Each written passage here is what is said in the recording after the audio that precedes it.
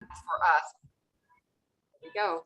And then the power of attorney financial is required to be notarized and can be witnessed. So that's how that works. And then the attorney determines, oh, maybe I want notarization and 2 witnesses, right? They can decide that. Right. Okay. So it's not, you're not going to find the documents following the rule all the time. Sometimes they'll put more than what's necessary. Right. And it's not for you to decide it wasn't necessary. If the signer says, I don't need witnesses, that's on them. Okay. Okay. Got it. Thanks. You're welcome. Thanks for asking. And 7, are you still? Oh, there you are. Go ahead and unmute. Hey, what's going on? How you doing, Hey, Laura? good to see you. Yeah. I'm out here dropping some stuff off the FedEx, everything. Hey, I needed some clarification on the California acknowledgement that you talked about. I haven't really done a whole lot of them. So you're saying even though I'm in Virginia, I have to use their acknowledgement that is written with the packet? Well, I'm saying California is that way. But if you're out of state, if you're not in the state of California, but you're presented with California language, you have a choice to make. And that choice is, I'm going to replace it with my own certificate, my own acknowledgement, or my choice is, it meets at least my minimum standards for my state. I'll go ahead and fill out this one. Gotcha. That's what I thought. Okay, that's what I thought. Yeah, that's what I thought, because I was breaking up when you was answering, so I just wanted to make sure that I heard it correct. Okay. Okay, cool. Well, now that was it for me. Everything else is chill. All right, Griff, great to see you on here. All right, man. Thank you. Okay, Sid. Hey, Sid, good to see you and now to hear from you. Go ahead and lower your hand and let's hear what you got to say. Okay, I have a question regarding California fingerprints in our journal. Does everything have to have a fingerprint, or is it just real estate? And if you do multiple notarial acts in your journal on one line, do you need to have multiple fingerprints? Okay, both great questions. So the first one is, remember the rule of real power, Sid? Yep. Okay, so real estate documents, powers of attorney. Those are the only ones that require it. And then there are 2 exceptions, and that's foreclosure and reconveyance deeds that don't require it. And neither do any other kind of document. Now that's the first answer. Okay. Second answer is, if you have multiple line entries for the same signer at the same time, do you need a thumbprint for all of those documents? Well, for instance, I have one where there's 2 grant deeds. Or 2, do I need to get 2 thumbprints, or will 1 thumbprint do it for both deeds? If you have created an entry for each one of those, then you need a thumbprint for both of those deeds. They're deeds. They require a thumbprint. And that just has to do with the way you're filling out your journal. If you're creating a single entry, so other states that are not doing that, they don't even require thumbprints either, but then they just get 1. But if you're filling out separate entries, even though it's the same signer at the same time, then each one of those real estate documents need a thumbprint. Okay. I can't get away with just 1 print.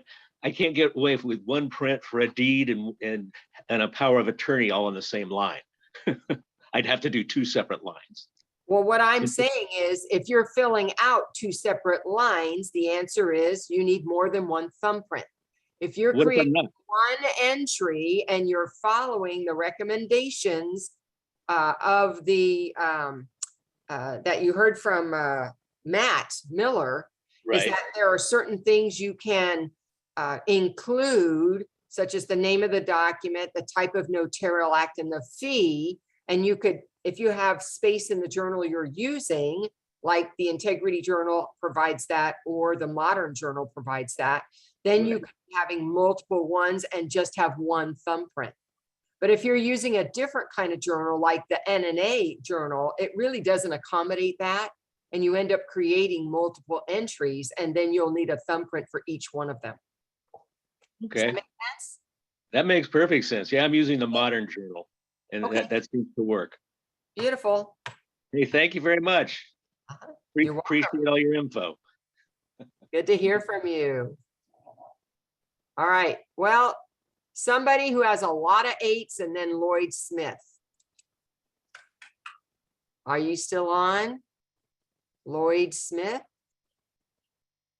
Going once, Lloyd. Going twice.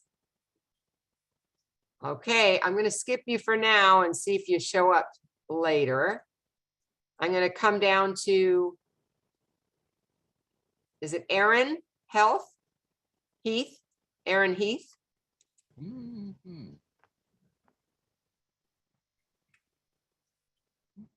All right, I'm going to come back up to the top. Is Gloria? Hi there, how are you? I'm good, Gloria. How you doing? So super good, thank you. I just wanted to make a comment. I think it was at the beginning of the recording, the one person that was talking about the huge loan amount on these documents. The reverse mortgage? Yeah. And just like, if you'll study the reverse mortgage thing, what it is that they add a bunch of that interest onto the actual, what they record. In case, he lasts that long, they want to make sure they get paid. Right. So, but, if he died, like, say, 2 years from now, then, they would adjust that, once they have the thing. So that's kind of like a little tip that might be helpful. All right. And do you have a question, Gloria? Actually, no, right now I'm flowing pretty good. All right. Well, that's good to hear. That's good news. Thank you. You're welcome. All right, Marcella. Go ahead and unmute. Welcome. Hello, can you hear me? Hello. Yes. Yes, we can. Hi, Ms. Laura. I have a question about the last gentleman that spoke about the journal. Okay. I heard he uses the modern journal, which I use as well. What state are you, I'm sorry? what state are you in? I'm in California. Okay, great. Thank you. So if I understood correctly, for the documents that are already on the journal that have the little check boxes, can we do several of those in the same entry? Mark several of those in the same entry? Sure. So I'm going to be really careful about how I state this. All right. There have been no law changes. There have been no new written directives provided to notaries in the state of California.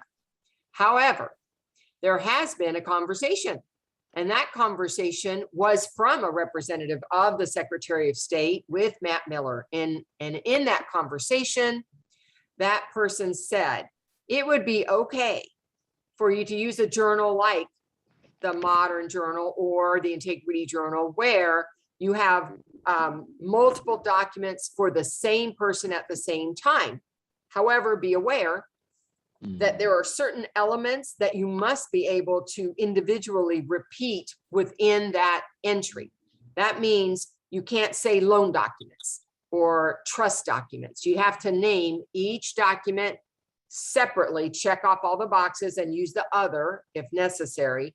You would need to identify that which notarial act goes with which document, and you would need to identify each of the $15 fees if you're charging or putting 0 for each one of those documents. Let's say if you had 5 of them. So those are the 3 things you must separately identify in that one entry. If you're going to do that, then you can have one ID, one signature, one thumbprint. Now, Okay. I'm not telling you to do that. And I'll tell you that if you call the NNA, they know about that information, but they're not recommending it, because best practice would not be minimal. Best practice, which is your protection, would be to have the most information possible, that it's clear when you go to your notarization is challenged, say in a courtroom, that it's very clear what goes to what. So if you can accommodate that, then go ahead and follow your practice. So is that clear? It is very clear. Thank you so much. You're welcome. Hey, Laura, Yes. do you want to take a moment before we run out of time? I just want to make sure that we talk about that exit poll job opportunity that you mentioned. Oh, yeah. And you know what? Darn it, I don't have it available to like share it. But I want to, I'll- while Bill maybe is looking, I want to share with you something that could be an opportunity for others in the state of California. Those of us who are in California, we have a governor recall election going on September 14th. All right, so I received an email, and the email said, hey, we're looking for notaries, not to notarize anything, but to man the exit poll table and to report every hour in counts. And so they're paying, God, I want to say it was $175, something like that. But it's a long day. I think it's $265. Well, how much was it? I think it's $265. Well, maybe it's $265, but it's like from 7 in the morning to 8 p.m. You have to be there the whole time to get that money. But you know what? That's good money.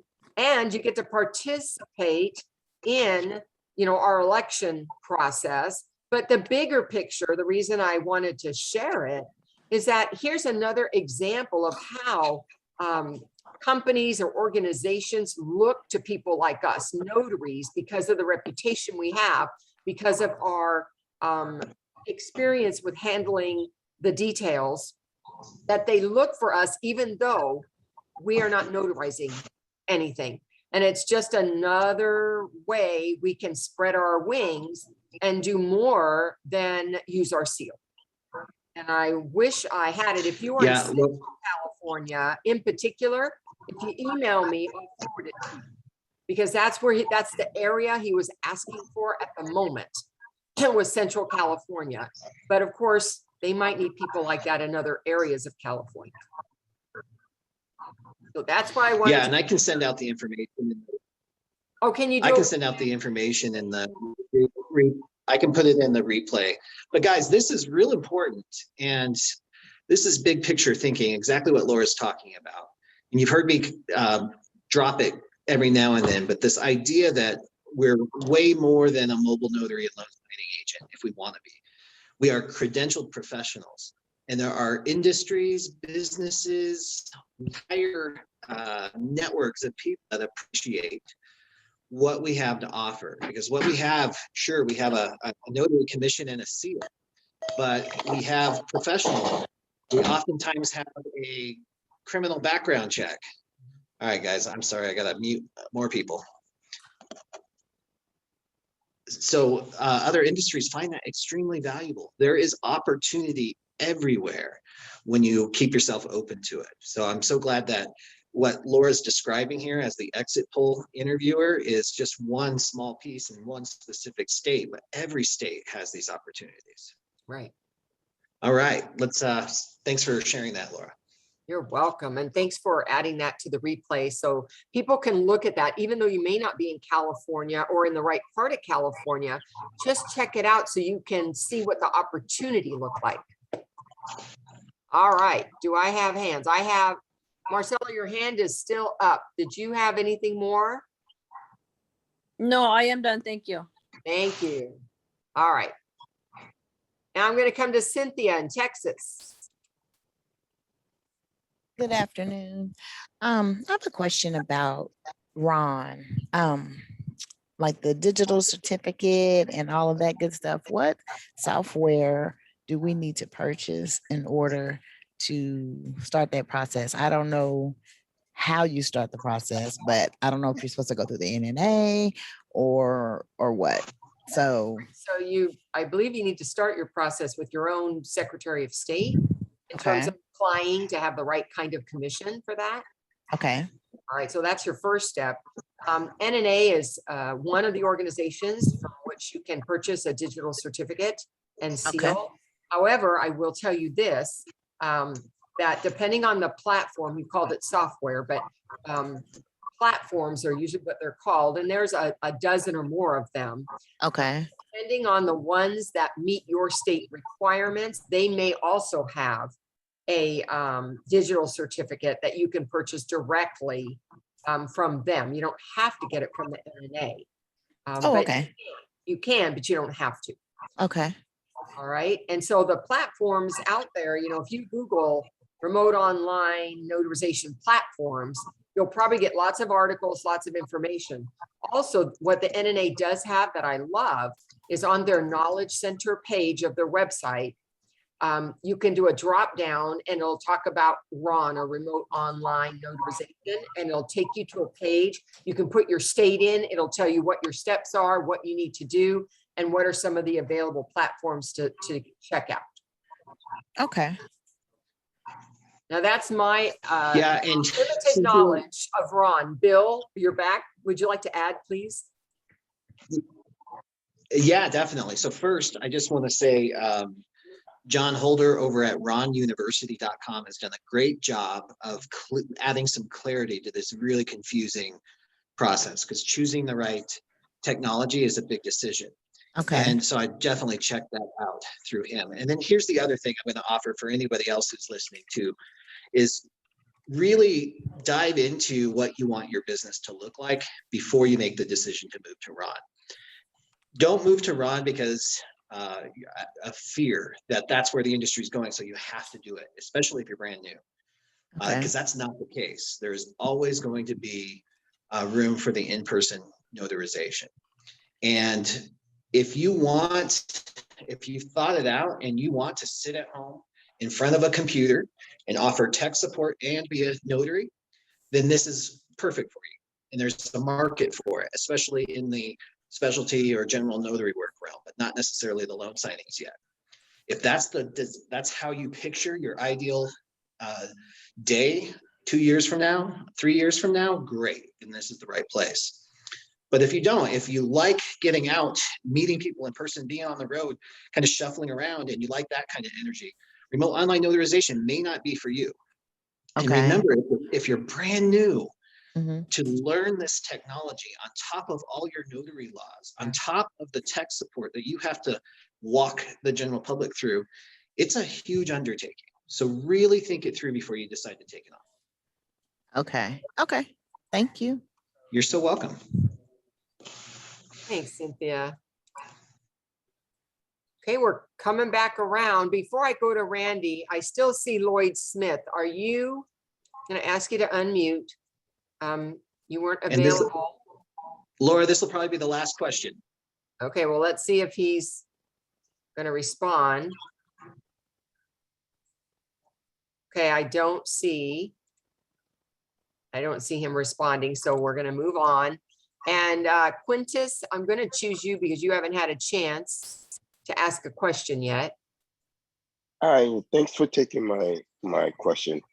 This is in regard to one of the documents in a loan signing, with regard to verifying the Social Security number. I forgot the form of the Social Security, but it's generally asking the signer to verify their Social Security number. And with that, there's a default 90-day limit where they have to either then with that after the 90 days, it's asking them to initial if they wish to change it.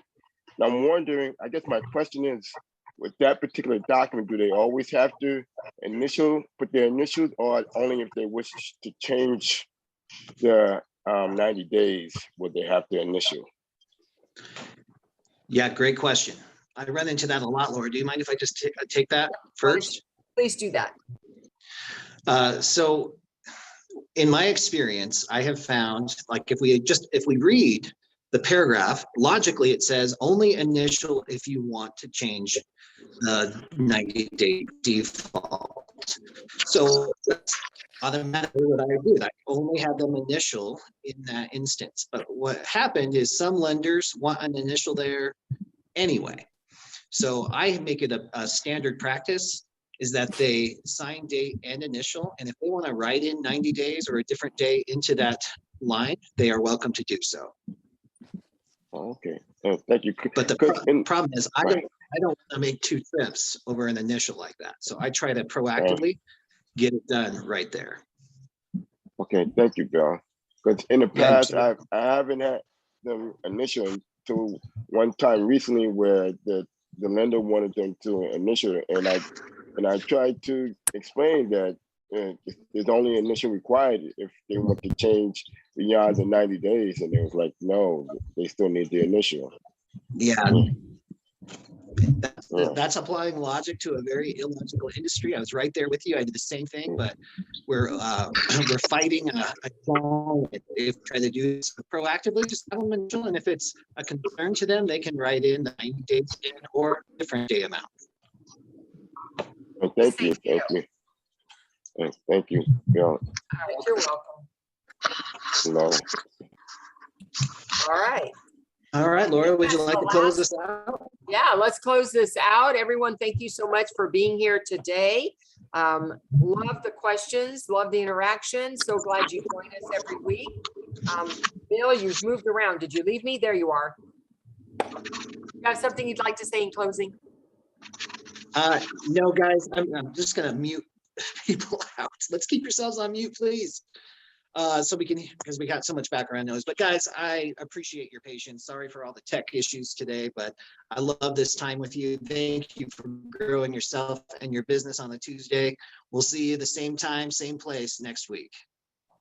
Bye. All right, see you later.